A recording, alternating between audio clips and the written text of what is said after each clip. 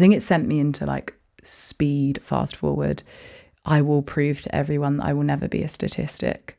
So yeah, like when I think about it now, but my waters broke at drama school.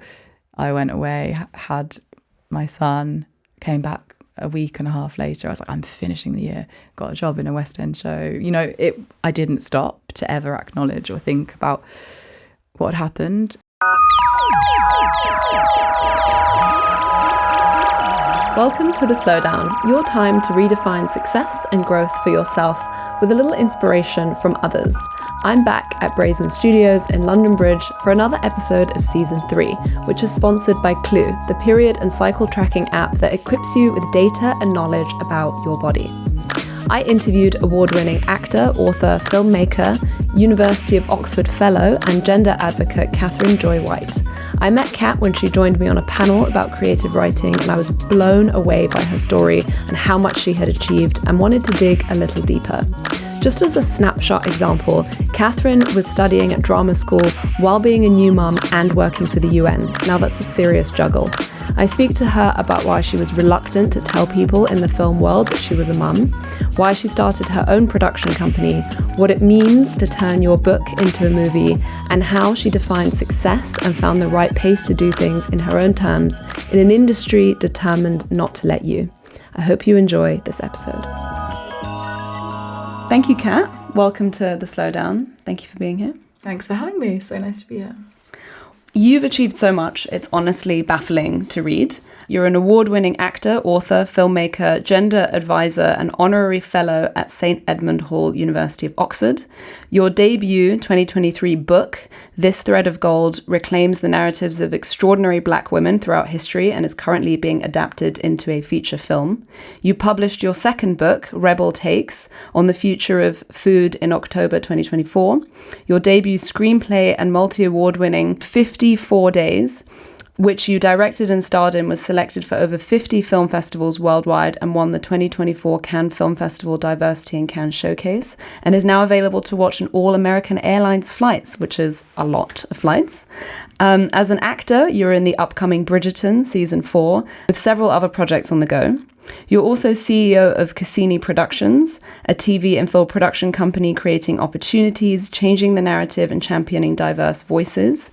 You regularly give talks on gender and race equality, ranging from UK media appearances to international organizations such as the African Union and the UN Human Rights Council.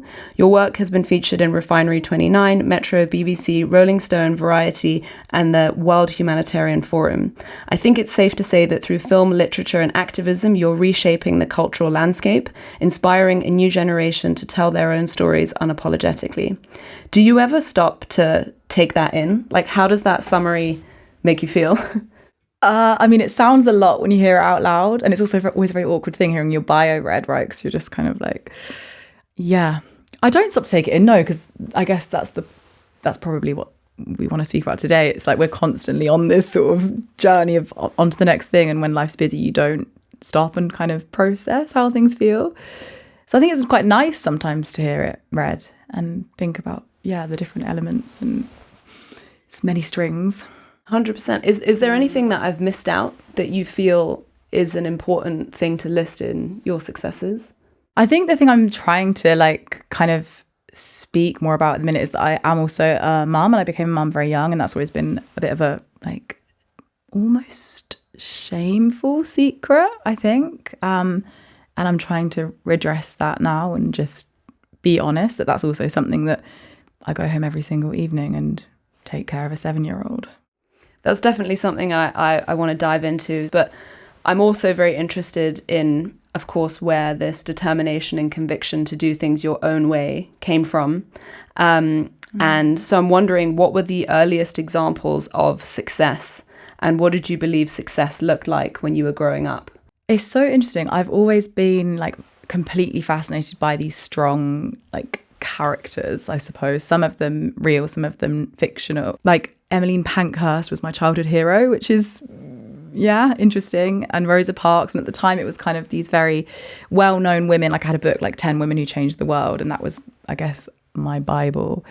But I also can now recognize that I had quite feminist parents, I think. They're super traditional and like very religious, and I was raised in a very strict household, but at the same time they were quite keen for myself and my sisters to be able to go and do anything we wanted to do. And like, I'm the eldest child, so I was always thinking of success in quite traditional terms. For me, as a like young teenager, that looked like studying law. And I really remember being set on this, like, I'm going to be a lawyer, I'm going to be a human rights lawyer, I'm going to change the world, you know, not just inspired by Legally Blonde, but it was kind of that thing at the time. I didn't really know what it meant, but I knew that I cared about women's rights and changing things. And I went to all these open days, and I was like just dead set on, I'm going to apply to Oxford and I'm going to study law and French law. And I came home from this open day and like told my parents, and my mum was like, oh, yes, sounds great, love, you know, brilliant. And my dad, who's a Yorkshire man, a man of few words, shall we say, you know, like has told me he's proud of me or loves me, probably like on one hand, I could count those times. One of those, he's not like the doting, like typical doting dad. And he just sat in the corner and went really, really quiet. And I was like, how do you feel about this plan? And he didn't say much. And then after a while, I was sort of talking about it excitedly, he just very quietly said, don't study law. I was like, okay. And I didn't let it dissuade me at the time because I knew what I wanted to do. And I'm also very headstrong, but it didn't leave me. And I applied to study law on the UCAS form or whatever it was. But then something was just, and I changed what I was applying to university to do, to become just English and French, not law and French law, with the idea that you can always go and do something like law later. And I think that set the trajectory for not necessarily following like the tested path in terms of what society outwardly says is a safe thing to do, perhaps. So I think, yeah, success has always felt a little bit like being brave enough to do what you love rather than what feels like it will bring you the most money or the most comfort or stability. Why do you think your dad said that? I think, yeah, we've had a couple of conversations, but as I say, he's not incredibly forthcoming, so he sort of bats it away now. He doesn't quite realise how formative that was for me. But I think what he has said and what I've gleaned from how he sees the world as well is about feeling like I had something more to give, that I wouldn't thrive being in a box, I suppose. He felt that I had more to create and to make my own way and still have those same impacts, I suppose. While you were at school before you went to Oxford, what was your report card like? What kind of student were you? I was, again, this like quite contradictory. So I was like top of the class, but because of that, I also got really bored. So I was expelled from French for the whole of year 9, which is quite interesting given that I went on to study French and use my French with the UN. I speak French in my upcoming role in Bridgerton. It's fascinating how that's ended up winding its way into my life. I was also excluded from history. Again, interesting, but I remember just being in this classroom and looking around at this teacher who was droning on in just the least engaging way about something. And I just looked around my classmates and we had someone like picking their nose, someone leaning back. And I just stood up and said, Miss, can you see around us? Like, what is the kind of purpose of this? Is there a different way we can do this? Which is so wild now. And I got sent out and then excluded that was just for the rest of that term. So it was this really weird mix of being like bright and hardworking, but bored and looking for another way. And then what came first, studying at university or trying acting or entering the work world? Yes, acting actually came later. So, my gosh, now I have to tell you this. The chronology in whistle stop tour, because it's also a long story and we want to talk about other things. But I went to uni, studied English and French, loved that, and then went and did a master's in women's studies. And it was whilst I was doing this master's that I started working remotely for the UN as an intern. So I was paying for my master's by working for the UN. Loved all of this, had this offer of a job at the UN as a gender equality expert working on sexual violence in conflict zones. It was kind of the dream job. but had started doing a lot of plays and films and creating things when I was at university. And just in the same way that I thought I can go and study law at any point, I had this feeling, I was like, I'm not going to go and try and be an actor when I'm 30. Let's try it now. And so I did a year at drama school after the masters, and then ended up kind of going straight into working as an actor whilst continuing to work remotely for the UN and juggling both. And then that also like culminated with the pandemic happening as well. So it ended up being an interesting time of doing all of these. And in parallel, there was also something, as you mentioned, going on in your personal life. Yes. So whilst I was at drama school doing this 1 year course, even before I started, in fact, I had found out that I was pregnant. And that was kind of a huge blow, crisis. As I mentioned, I'm from a very religious family, and like that happening outside of a marriage is a deadly sin. And also I was, super ambitious, want to go on to change the world, and people don't, in my mind at the time, change the world by becoming a parent at 22. So, I had these went to this appointment with an abortion clinic and had these conversations, and they sent me away because they were like, you're not ready. And I also knew that I wanted to go and do this drama school course, and I didn't want to, it was just looking at it now, it was a total, of course it was this crisis. So I just kind of pretended it wasn't happening. Didn't tell anyone apart from obviously my boyfriend, and my sisters, I think, and went on to drama school, did this year, and eventually at around 7 months, people started to notice, because I was also very tiny little, so people didn't know, and I was hiding it, like dressing in a certain way. And because of how it happened, I think it set also a tone for keeping this as a secret. I was kind of like, okay, well, if I'm going to do this, I'm sure as hell going to continue to live the life that I would have done otherwise. I think it sent me into like speed, fast forward. I will prove to everyone that I will never be a statistic. So yeah, like when I think about it now, but my waters broke at drama school. I went away, had my son, came back a week and a half later. I was like, I'm finishing the year, got a job in a West End show. I didn't stop to ever acknowledge or think about what happened. That set the tone for how my life went from there. I was like, I will prove to everyone that I will do more and be more. Yeah. And your reluctance to not tell people as you moved forward, so when you started doing auditions and going up for roles and left that drama school, was that because you felt that there would be a stigma, or a casting director might think that you wouldn't be fully committed to a role or available, or what was the reason why you continued to maybe not mention it so forthcomingly? I think it was a mixture of all of that. I think a sense that, you're a young mum, like what a dreadful thing to be. Like definitely the religion thing was playing into it, but also I think all of the stereotypes that we have forced upon us as women, you need to be young and beautiful and innocent, and even though like my partner would take Jude to auditions, hand him over to a casting assistant, and they love it. They'd be like, this young dad, oh my gosh. But he'd also be met with lots of questions of like, but where's the mum?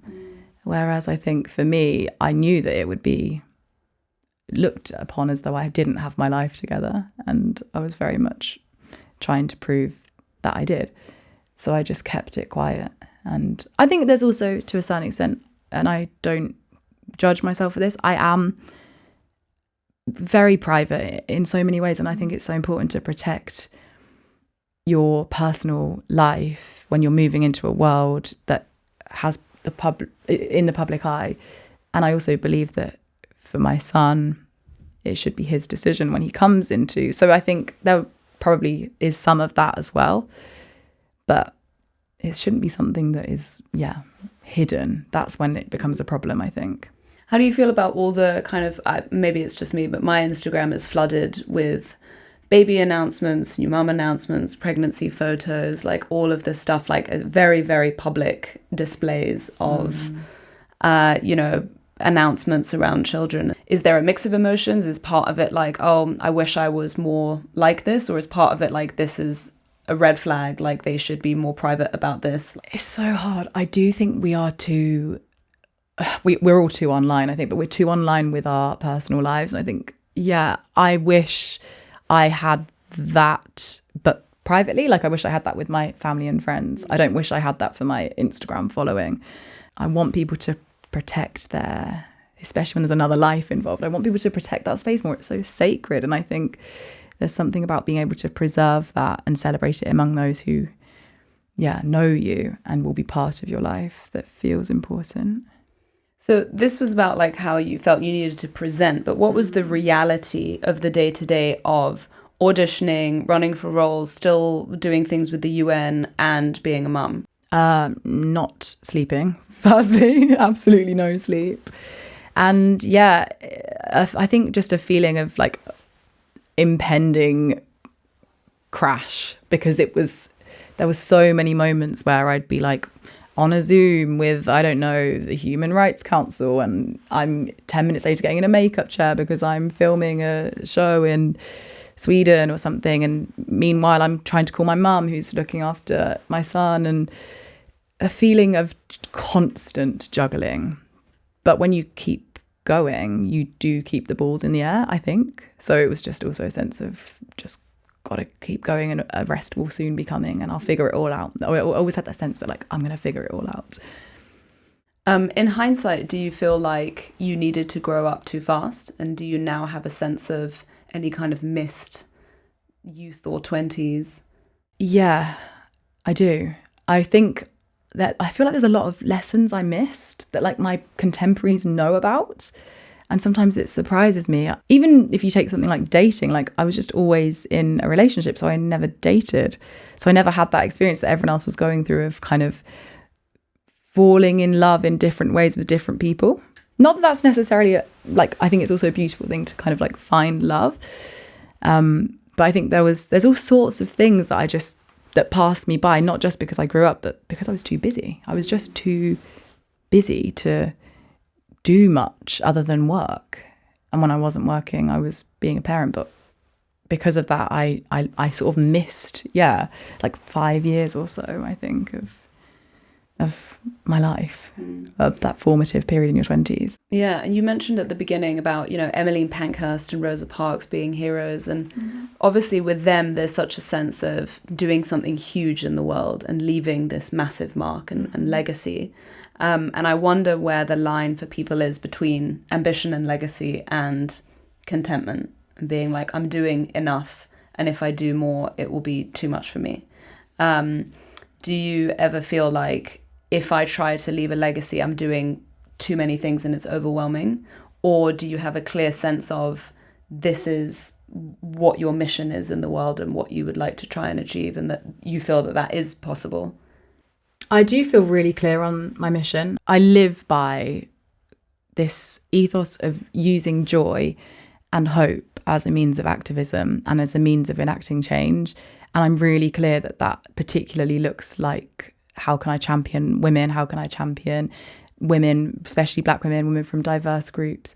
That feels really clear to me. I think the thing that gets messy is I don't have to be the person doing all of those things.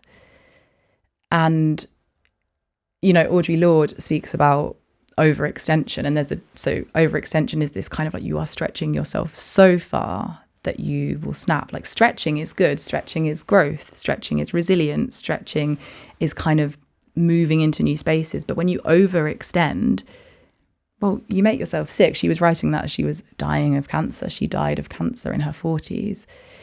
And I think it's also recognizing that you cannot be the change if you're essentially useless if you've run yourself into the ground. And what's your legacy then? There's a fine line. Of course, Audre Lorde is like a hero of mine. I could never deny her legacy, but I think the fact that she recognized that in herself as she was dying of cancer, it can be a lesson to us.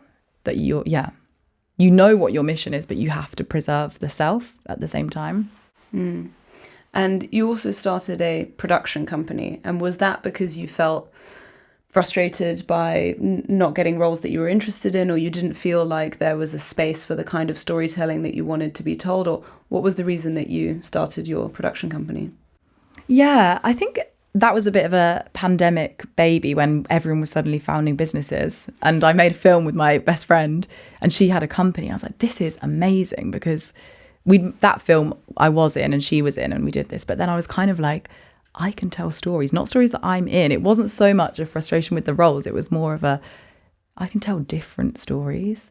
I was also at the time doing quite a lot of like on the ground activism. I'd set up a fund, the Black and British Impact Fund, which was giving out small grants to small scale community focused projects. Because I think activism often can feel really hard to know where to begin. So I always say, like, why don't we start with the little corner around you? So that was that fund. I had all these different initiatives, a mentoring program for people from state schools applying to Oxford. I was like, I could bring them all together under this banner of kind of, there's a shared outlook. It felt like a way to bridge the worlds of the UN and the worlds of acting. So there was all of that, and it felt like the right move. And I guess that was an incredible move. But then that was what I think was the main reason I was listed on the Forbes 30 under 30 list for the production company work rather than just acting. And it also then kind of created a community of fellow change makers and people that cared about the same sorts of things. But I would also say that was one of the biggest factors in overextending, because you know what it is when you're running your own business and juggling multiple other full-time projects and jobs. Yeah, it's I asked because obviously I also run a production company, creative agency, and there's this, I guess, double-edged sword of like creating a bigger container, a bigger vessel that is bigger than you, that can encapsulate so many more people and projects, feels like the right direction in terms of there's only so much I can do as an individual. This is this bigger container where we can do so much more. But then you have to contend with the business, insurance, all of these other elements that come with doing something that isn't just you. And it sounds like prior to that, being an actor, being a individual service provider to the UN or wherever it might be, is just you offering your time as a service. Whereas this becomes like an entity of a limited company and a business, and the complexities that come with that. Why the name? Cassini Productions is the name, and I watched this film. It's not like the most amazing film, but it's called Countdown at Cassini. It was produced in 1976, and it's the first ever major motion picture produced by a group of Black women. So they kind of got fed up with the stories they were seeing and not being able to get something financed that felt like it spoke to them. So they raised the money themselves, among themselves, produced it themselves. And it was, Columbia Pictures. It was the first ever kind of big Hollywood production. And I just loved that ethos of community, firstly, but secondly, rallying among your peers, among your group to make something happen, even if it's not in the kind of mainstream way. It's finding another way, which really spoke to what felt like the ethos of everything I want to do. Yeah, and you've done so many things, both as an actor, with this production company, and projects that you're working on at the moment. Is there any one or two that really come to mind that feel like roles or projects that you feel most proud of, feel like it was the most important story to tell? Like, which ones really stand out to you from your work so far? That's such a good question. I think the first one would have to be 54 Days, which you mentioned, which looks at a young woman who starts wild swimming every day for 54 days in the lake where she'd lost her father to suicide. And I wrote that was my first screenplay, and I wrote that after both my friend and uncle died by suicide in quite a short space of time. And it was essentially what happened to me. I started swimming every day in this lake, and kind of that was the only way I could process that grief. And then I looked around and I was like, there's no narratives that speak about what happens after you lose someone you love to suicide. And everything I found about suicide it felt very sensationalized, like 13 Reasons Why, or even watching A Star Is Born and not knowing where it's the big dramatic ending. And then it ends. And then it ends, yeah. And especially when you're in that place, I mean, statistically, those who've lost someone to suicide are the most likely group to go on to become suicidal. And I wasn't suicidal, but my God, I was close. I lost, it's the only time in my entire life where I have just not known how I will get out of bed in the morning. And I was, finding this thing of swimming it sounds so mundane now. This is like 4 years later, but it wasn't. It was like, if I could get in that lake, I knew I would be okay for the rest of the day. And it was during the pandemic. It was during this totally other time where nothing made sense anymore. And then eventually I am a doer. Like, my default mode is, how can I do something about this? I was like, I have to do something. I have to make sure that other people who are going through what I'm going through can know that there is hope. But I also have to do something for those who are suicidal and are living with thoughts of suicide. So I started working with Papyrus, which is the UK's young suicide prevention charity, became an ambassador for them, did a lot of advocacy work. So the idea for the film came from that. This is such a long tangent. I don't know how I went into the full backstory about this story of hope and how we grieve differently, because I was grieving very differently to my family who, suicide was a taboo, is a taboo. My friends, of course, we all grieve in different ways. And it was about this kind of journey of, finding your way and recognizing that hope is there. That was like the personal thing behind it. And then I guess it resonated with a lot of people, because then it just had this extraordinary journey with film festivals and awards and panels, and it just went all over the world into schools as well, and museums and centres, and it felt like it sparked a conversation. So it kind of had this like commercial success, but it shows me that the commercial side of things is great, but what actually matters is this feeling that you have maybe changed someone's life in a way that they wouldn't have found that hope otherwise. Yeah, and it's so beautiful, and I highly recommend people watch the film. But did you struggle with replaying that as an actor? Like, I assume you would have been filming it however many months later, and to go back into that place and into that situation to kind of re-emerge all of those experiences, was that hard to recreate? Or did you see it as like your duty and role as an actor and you were able to?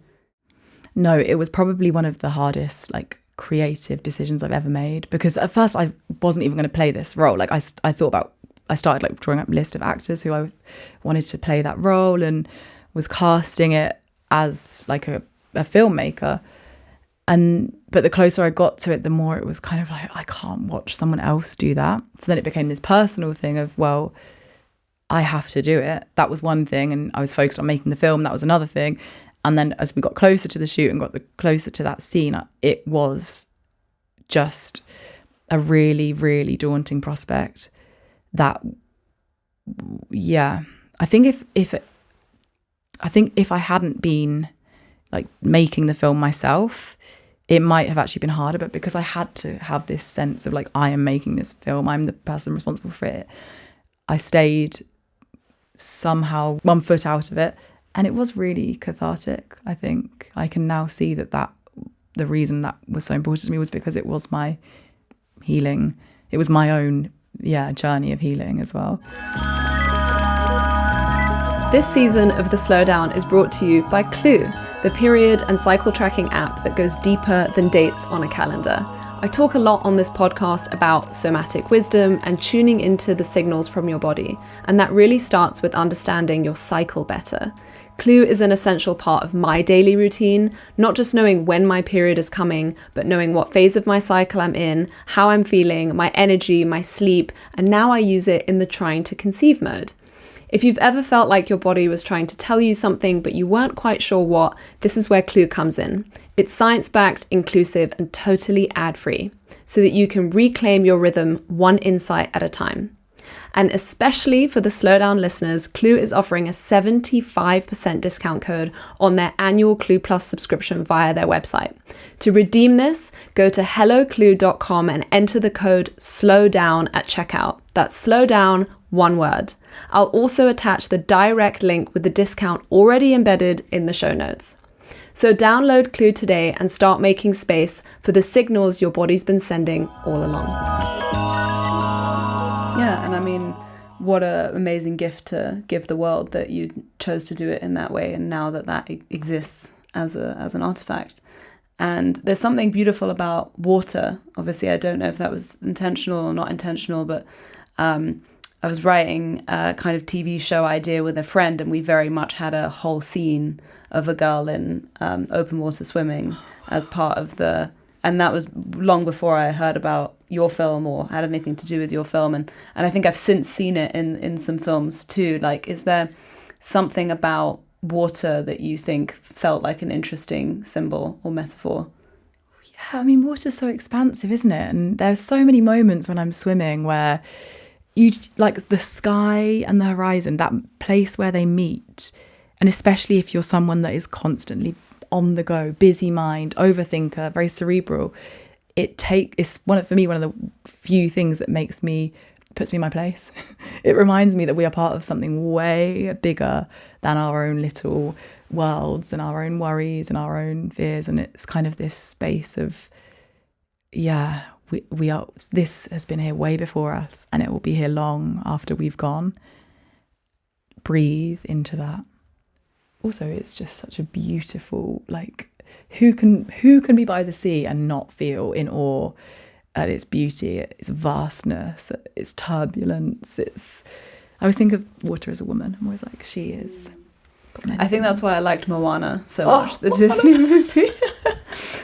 Yes. And I want to be Moana. I really want to be God. It's so good. It's such a feminist tale for our time. I mean, wow, what a film. So do you consider swimming still something that you use as a method to slow down and recalibrate? Or what other tools do you use when life is running away, you've got a lot of things on the go, you're juggling, all of these things are happening? What are your tools and techniques to slow down, anchor?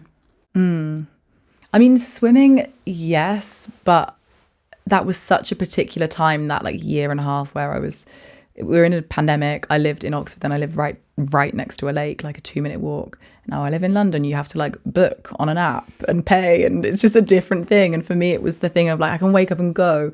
As soon as I have to book something, that's not slow down for me. That's like, oh my gosh, but I don't know what tomorrow looks like yet. So that's not it anymore. When I do it, always, whenever I can be in the sea, that's my place of peace. But I don't know what my thing is at the minute. I think it's actually, rather than something I'm doing, it's things I'm stripping away. Like, I'm trying to travel way less. That's slowing down for me. Even like up till last year, I was traveling probably every week. Every flight you get on takes, I feel like it strips years off your life. It's a sort of wrench to do that constant. So I think like removing travel, removing commitments, removing saying yes to everything because I don't want to let people down or because I don't want to miss out. It's like, I don't have to say yes to every project. I don't have to say yes to every social commitment. I think I'm in that phase at the minute, and as I do more of that, I might find something new that fills that space, or I might just have some space. I don't know. You were talking to me earlier about your decision to stop working for the UN, and I'd like you to kind of tell that in more depth, because to work for the UN seems like a huge goal for most people, you know, an amazing accolade, achievement, family proud, all of those things. So what did that actually look like for you, and why did you decide to step away in your own way? Yeah, I mean, you're so right. It's this kind of, this is the thing that people are like, oh my gosh, your parents must be so proud. It's that kind of thing. And it was a job that I loved dearly and was incredibly passionate about. But that point of stepping away, it didn't exactly come from an informed decision. It came, as I think often these things do, from extreme burnout and my book was about to come out and we just sold it to the US, and I was in LA with 54 Days, a festival, and all of these things were happening, and I needed to be doing things in Geneva, and I had, problems with my relationship, and I was away, and I wasn't being the mum that I should have been for Judah. All of these things were going on. I think I was approaching my 30th birthday, and I just hit like a crisis point, and I realised that I couldn't do all of these things anymore. And not only that, but I was not able to do many of the things. So I completely put a pause on all of the Cassini Productions projects. I had a very hard call with my manager at the UN, who was so understanding.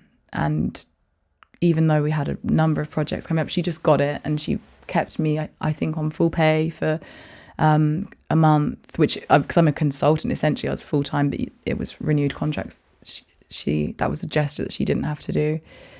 And I left it with this kind of thing of, I'll see how I'll be back. I'll see how I'll be in a couple of weeks. But then I couldn't go back, because I just couldn't do all of those things anymore. And it was a really hard reassess, because there's a security to that job, there's a prestige to that job. But I also recognised that it wasn't the thing that was going to light me up for the rest of my life. It was causing me a lot of stress, all of the travel. And so that was a decision that was kind of forced upon me in some ways, but it was a decision. I'd made that choice, and then I've had a very, very, probably the best year and a bit now of my life since then, of being a bit more at peace with what I'm doing. And I'm actually just now starting another project with them, but on a freelance basis. One of the projects that I would have been working on a year and a half ago, with the Premier League, mental health and leadership program for school age girls. So we're going to be delivering some trainings and setting that up in the UK this summer. So there's a full circle to it now. And I've also, I've found space. Everything in life has an opportunity cost. So you've got to figure out, if I'm doing this, something else has to give. Yeah. It's impossible to do everything. And it's really cool that you've been able to realize, leaving something doesn't mean that your whole identity shifts, and in losing this thing, suddenly you're no longer an activist or an advocate. And to be able to pick up those specific projects that work for you at times in your life that it works for you is a really cool way that you've been able to figure out how to do that. Yeah, I think I've said this to you before, but around that time I spoke to a doctor. That's the one time I've even had these kind of conversations, and I was trying to explain what was happening. I was I can't breathe, and I'm this and this and this. And she said to me, resilience is about having something to expand into. That, I think about that every day. You have to have somewhere you can expand, and when you're already overflowing in other directions, you can never grow as a person, as a family member, parent, friend, but also as a professional as well. It's all of those things. There's also this amazing 17th century, very obscure poem, Japanese poem, and it's haiku. It says, "Barns burnt down, now I can see the moon." And I have that framed now next to my bed, and I'm it's okay, if everything burns to the ground, that to me is the most wonderful thing to live by, because you'll have a bit of you. You have a bit of you. Exactly. So interesting, because as you were talking, I immediately thought of a Chinese proverb. Huh. I went to China in 2016, and I went to Forbidden Palace and walked around, and there was this really beautiful bit of calligraphy above the women's quarters. And when we left, we went to a calligrapher's studio, and he was like, is there anything you'd like me to write? Here are some suggestions, because we were getting little jade scrolls done. And I said, I really loved what it said above the kind of entry to the women's court. What does it mean? And he says, it's the art of doing nothing. And it just says doing nothing. And it's this great reminder of, from the place of doing nothing is from where imagination comes. It's from where ideas come. Like, you have to do nothing to do something. And it's a great reminder of, like, when we're so busy, and I used to think I was addicted to stress and, you know, just wanted to be in. And whenever I didn't have a really full plate and lots of things to juggle, I was left to my own thoughts, which was like a place I didn't want to be. And would get very existential and nihilistic and like, what is it all for? And so to be reminded that actually in that place is a totally okay place to be was this like reminder that I needed very much the second half of my 20s. And so I had this jade scroll hanging in my room for, you know, 7 years that would like remind me every day whenever, you know, if things get taken away from me, this project cancels, I didn't get that job, whatever the thing was, and I now have space to not be like, oh God, what do I do? I'm a failure because I have this like blank bit of space, but to see it as a space from which things can be built, or as you say, from which you can expand into. It's also now reminding me as well of Michaela Cole's Emmy speech about don't be afraid to see what comes to you in the silence. Yeah, exactly. That's why I love that speech so much, because it's exactly how I feel like our culture is. Fill every single space with as much stuff as possible. If you're bored, everyone's on their phone, you know, and the phones and Instagram and all of these apps are designed to hook you and keep you and take all of your attention, any spare attention. But actually, imagination and ideas and stuff comes from when you're bored. Of course. You know, as well, sorry, there's so many things this sparking, but my school motto going right back was fill the unforgiving minute. Do you not just think that's absolutely abhorrent, this sense that like you must fill every minute because time is marching on?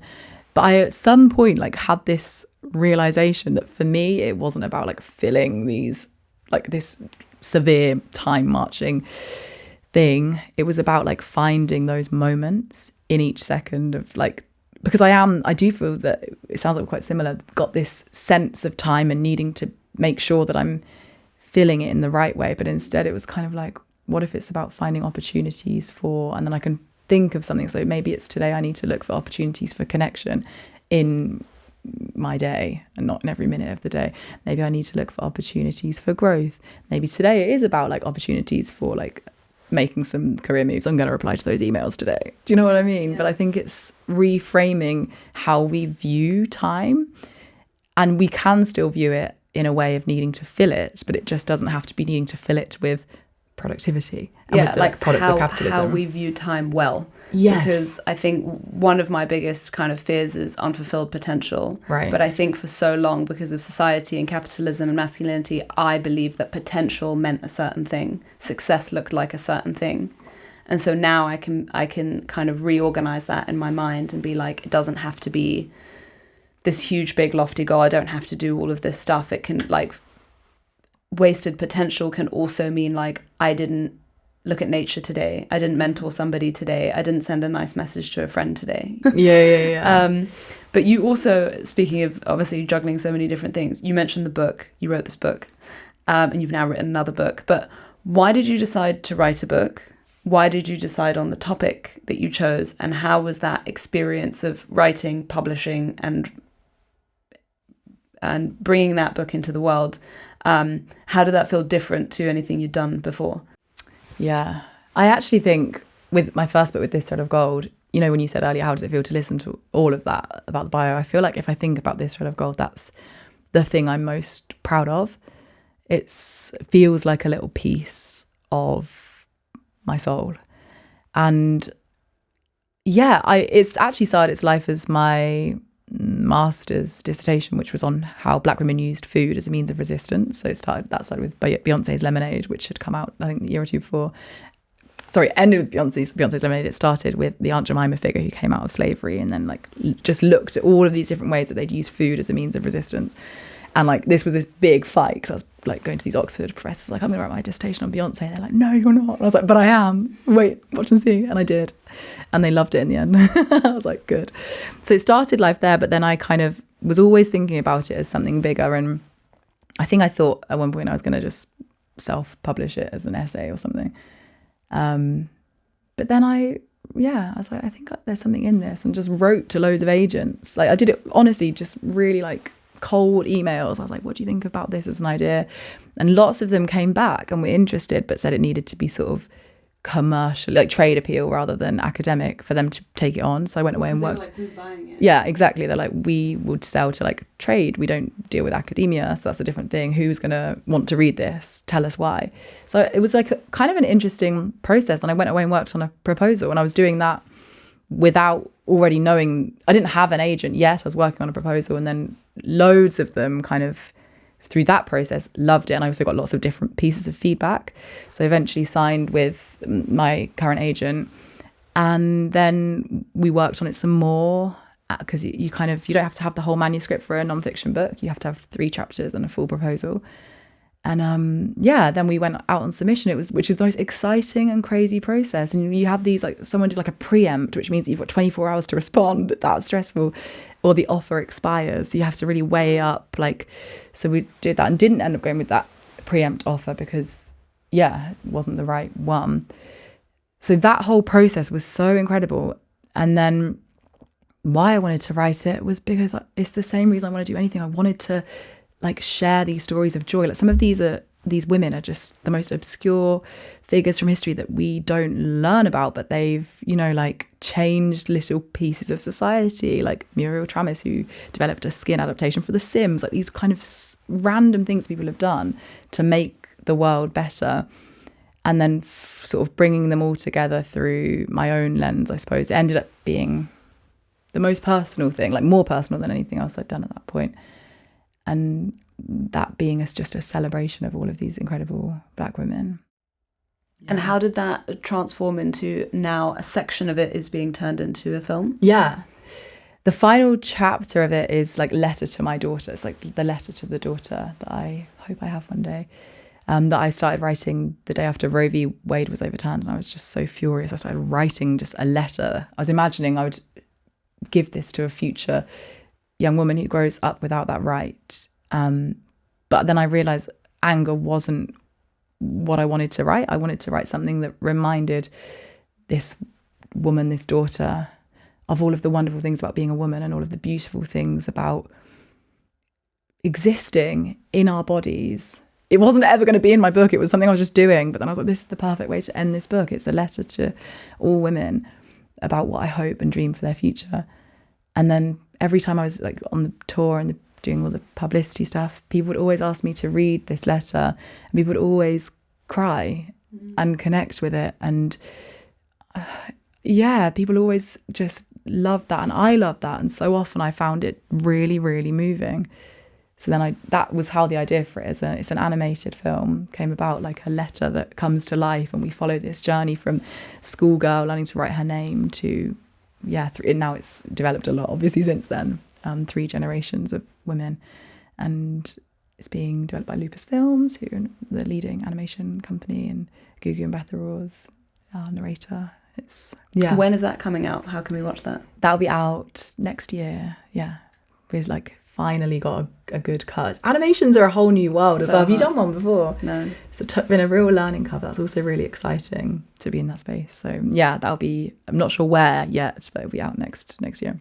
Like growing up, I wanted to tell stories, and I didn't know what career or what degree I needed to do that. Right. People are like, oh, if you want to make film, you have to study to be a director, you have to do this, and then you can only make this type of film. If you want to do animation, that's a different thing. Mm-hmm. If you want to do this, that's a different thing. Theatre is a different thing. And I was very frustrated by these like narrow paths that led you to only one medium. Mm-hmm. And so starting the creative agency was my kind of revolt to that, and my wish to be medium agnostic and to be able to just come up with an idea and figure out what the best medium to tell that story would be, and then just follow that, working with the best possible people, but just being the person that threads the story.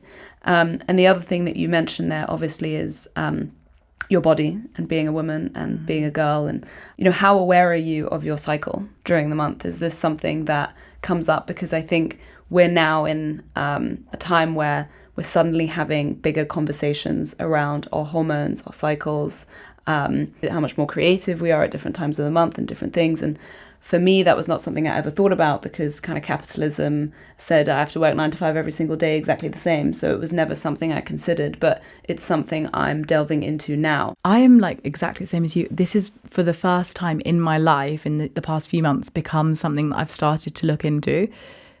Like, you know, from various conversations with close friends who are grappling with endo diagnosis, trying to get endo diagnoses, recognizing that we are, as you say, we are productive or well or happy or whatever at different times of the month. We just didn't learn about this, and I never thought to investigate it.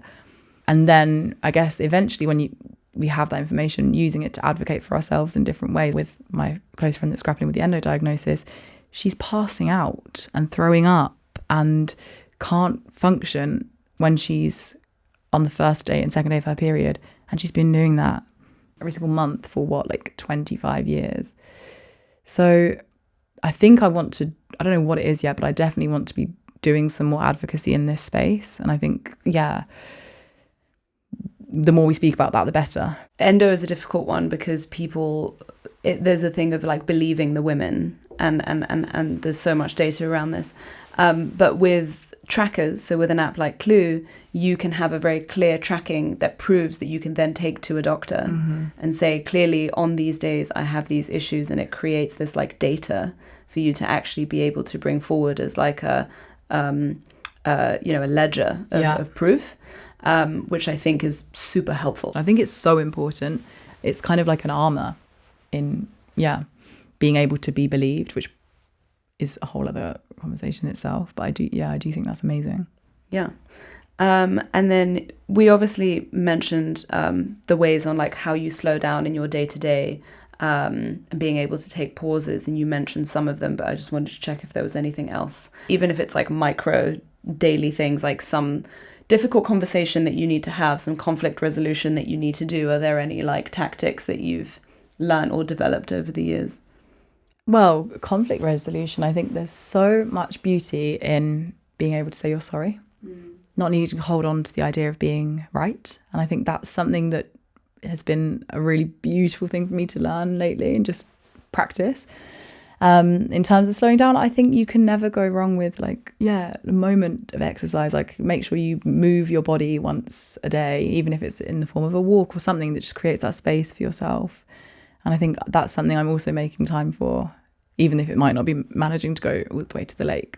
It'll be like, I've made it for like a 10-minute walk today. That's a really beautiful thing. I'm not just like on this grind. Also, cooking is just so wonderful. I think I got into it when I was writing the second book way more, and just that is for me such a beautiful space. And like, we have to eat, so you can always also justify it if you are struggling to find time for an hour-long Pilates class or whatever. It's like, well, you're going to make yourself some dinner today, and it'll be a good thing if you don't order it. I think that's a really wonderful thing. And you can never go wrong with just connecting, like, with the people that fulfill you and sustain you.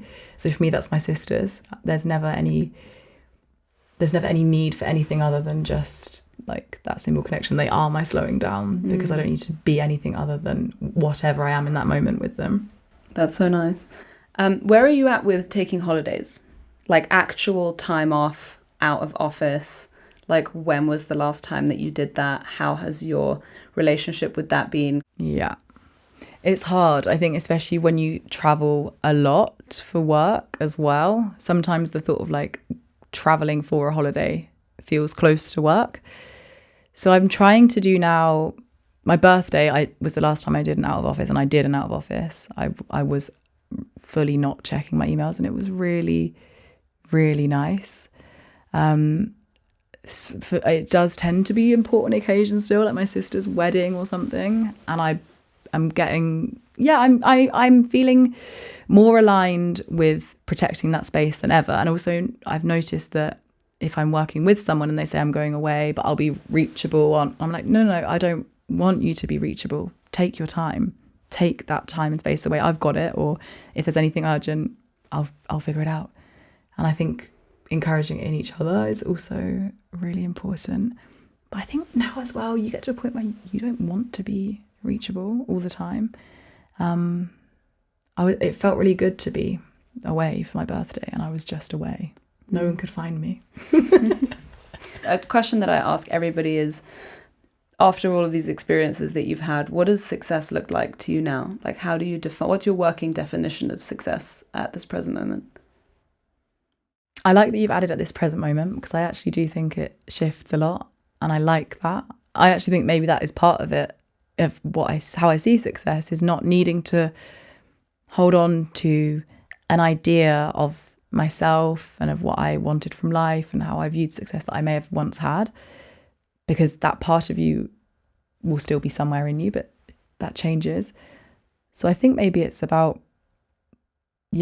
feeling free to let go of a previous idea that I had and finding whatever it is in this moment, this year, that's giving me fulfillment and joy.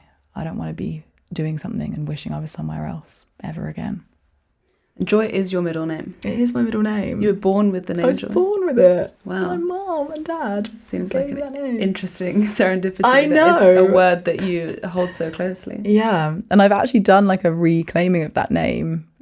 It was the decision when I was publishing This Red of Gold. I was like, am I keeping Cat White, or can I just... I used to be embarrassed that Joy was my middle name. I was like, embarrassing, Mum. What could you think to call me that? Like, what was the shift for you?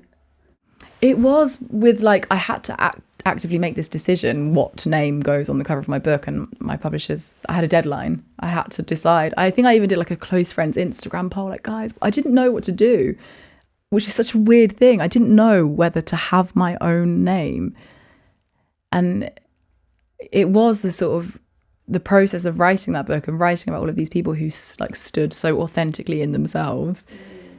It felt odd to be doing my like punchy nickname that I created when I was 18. I was like, no, it's time to have my full name that my parents gave me, that absolutely speaks to who I am.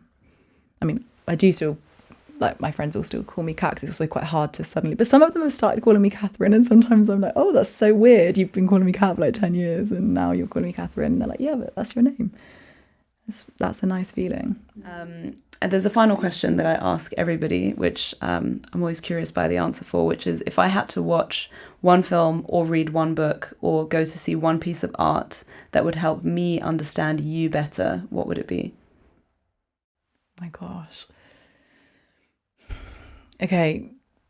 The thing that comes into my head is, I don't know why. I do know why. It's because it's my favourite film. I watch it the night before every birthday, and I think it somehow brings me back to myself. And I think it probably does speak to this thing of joy, but there's not really much of a deeper meaning behind it. It's The Parent Trap. And yeah, I think it makes me feel home. That's such a nice one. I mean, sisters and family. Yeah, and exactly. relationships. Yeah. And I almost always watch it with my sisters as well. And how has your relationship with your parents developed? Since, you've mentioned a few times they were very religious. You did certain things that might not have been in line with those beliefs. What is your relationship like with them now? I think it's still evolving. I think it's hard being the eldest sibling, because especially when you are brought up in a certain way, because you do bear the brunt of that. And I can see, like, with my younger sister, she's living her life. She is, she's got this like very almost friendly relationship with my mum in particular. Whereas I think mine is still more parental child. But I think there's a moment, isn't there, when you recognise, you see your parents as human, and everyone's learning, everyone's doing that for the first time, and trying to kind of have some grace for each other, I think, is really important. And recognising now we meet again as adults, don't we? We are all doing our own thing now. We're on this earth in our own way. So I think we're sort of getting to know each other. As adults. Yeah. I like that. And is there anything that we haven't covered that you would like to cover on this theme of slowing down, of redefining success for yourself? I think we've covered so much, but I do just think where we got into this thing of like the art of doing nothing and embracing the silence. And I do really believe that that's what it looks like for creative, for personal, for professional, for every sort of facet of yourself and loving yourself and growing yourself. You have to find that and be okay with that. And it's okay if it takes a while to find that as well. Like, you can't force it. And it's just about chipping away at that facade that says you must be busy. I think there's so much beauty in recognising that that's kind of at the heart of all of this. That's where we find ourselves again. Exactly. Well, thank you so much for your time. Thank you. Thanks for having me. Away. Yes. Catherine Well made. Thank you so much. Thank you. Loved it. Thank you for tuning in. This episode was hosted and created by me, Tiana Tambridge. It was produced by Whitney Rosenthal, with sound and video produced and recorded at Brazen Studios. Cover art and design by Natalia Ruhe, and the sponsor for this whole season is Clue. Please subscribe to The Slowdown to be notified of upcoming episodes, tell a friend, and leave a review, because it really helps a podcast like this get out there into the world. And remember, we're all heading to the same destination, and there is no prize for getting there early, so we might as well slow down.